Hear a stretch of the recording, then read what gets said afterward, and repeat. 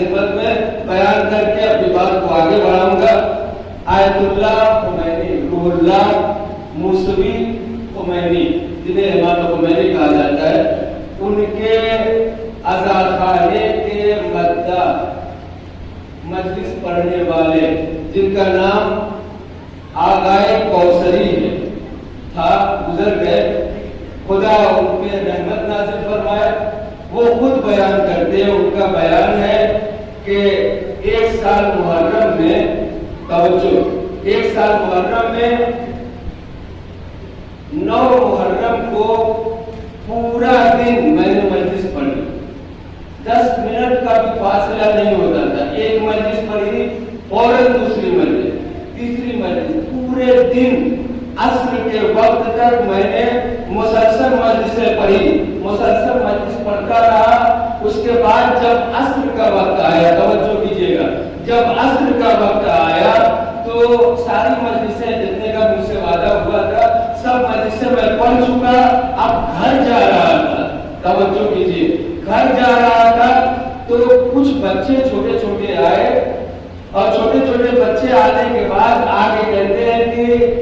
حضور ہم نے بھی مجلس رکھی ہے، چلیے مجلس پڑھ دیجیے۔ اب سوچیں، امام خمینی کے عزاخانے میں مجلس پڑھنے والا ذاکر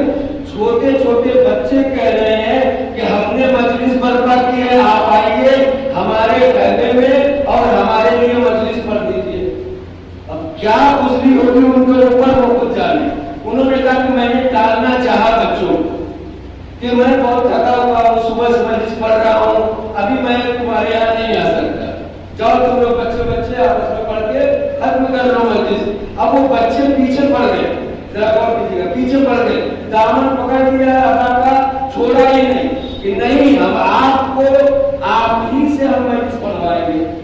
بچوں کی ضد ہے، بچے ضد کر جاتے ہیں تو وہ کام کروائی رہتے ہیں، آپ ہی سے ہمیں مجلس پڑھوانی ہے۔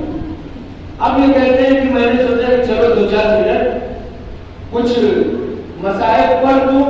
ان کا بھی شوق پورا ہو جائے اور میری بھی ذمہ داری ادا ہو جائے۔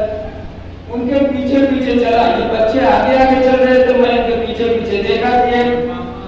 چادر وادر لگا کے ایک خیمہ ان لوگوں نے بنا رکھا تھا، خیمہ بنا رکھا تھا، خیمے کے اندر کچھ بچے بیٹھے ہوئے انتظار کر رہے تھے کہ مولانا آئیں گے مجلس پڑھیں گے۔ یہ کہتے ہیں کہ ٹوٹی پھوٹی پرانی سی کرسی لگائے ہوئے تھے منبر کے عنوان سے، میں گیا کرسی پہ بیٹھا، بیٹھنے کے بعد 2-3